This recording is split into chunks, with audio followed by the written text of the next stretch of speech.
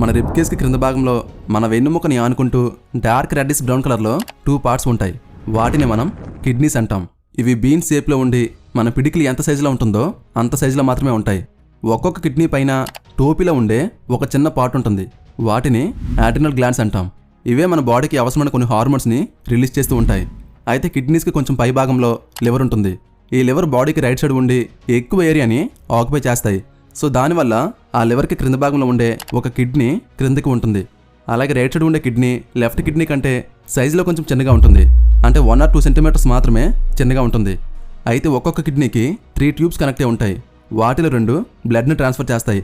ఒక దాంట్లో ఆక్సిజన్తో ఉండే బ్లడ్ ఫ్లో అవుతుంది అండ్ మరొక దాంట్లో ఆక్సిజన్ లేని బ్లడ్ ట్రాన్స్ఫర్ అవుతుంది. ఆక్సిజన్తో ఉండేదాన్ని రేనల్ ఆర్టరీ అంటాం. ఆక్సిజన్ లేని దాన్ని రేనల్ వీన్ అంటాం.